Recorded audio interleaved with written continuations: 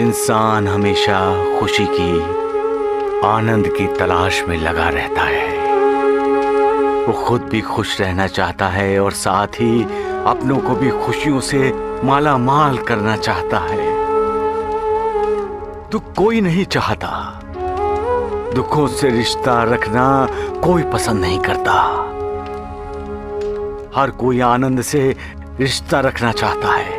आनंद से रिश्ता जोड़ने का मतलब है ईश्वर से, भगवान से, मालिक से रिश्ता जोड़ना, क्योंकि मालिक का स्वरूप ही चिदानंदमयी है और हम उस सच्चिदानंद के ही तो रिश्तेदार हैं। उस सच्चिदानंद का ही अंश जिसे हम आत्मा कहते हैं, वो हमारे शरीर में निवास करता है और हमें चैतन्यमयी बनाता है।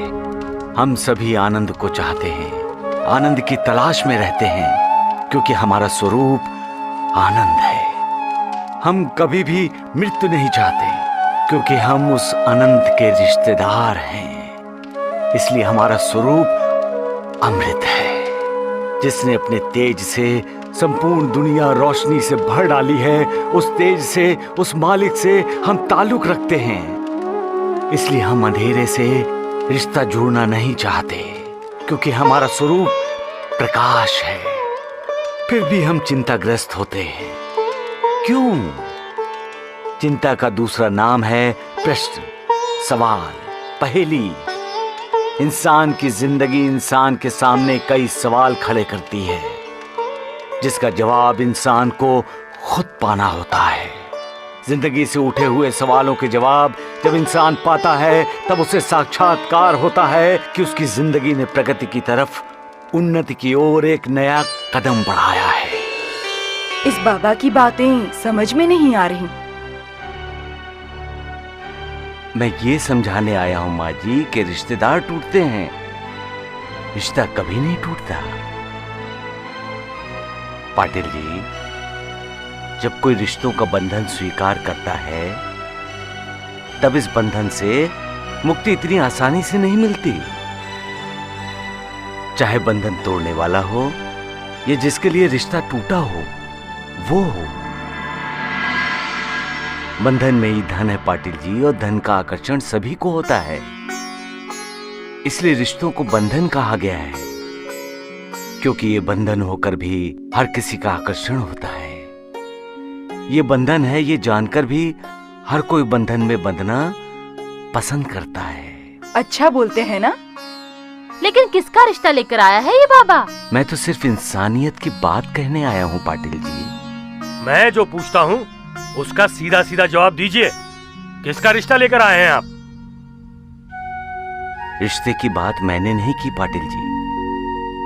रिश्ते की बात तो आप और आपके गांव वाले ही कर रहे हैं। इसका मतलब आप मेरे बेटे महादेव के लिए रिश्ता लेकर नहीं आए हैं?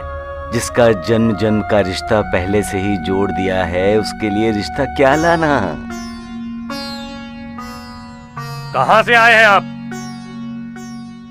पुष्पा बेटी के गांव से, उसके मायके से, राहता से।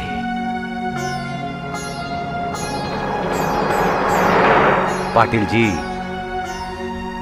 रिश्ता और आत्मा एक जैसे ही होते हैं।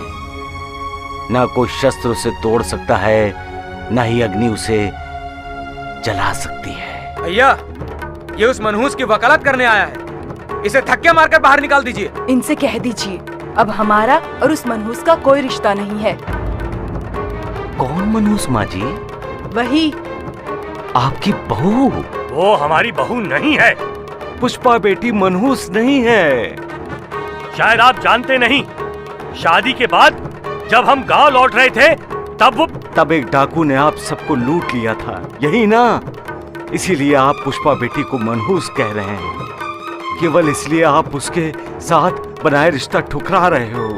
क्या रिश्ता है आप और उस डाकू का, जिसके कारण आप जन्म जन्म के रिश्ते से इनकार कर रहे हैं?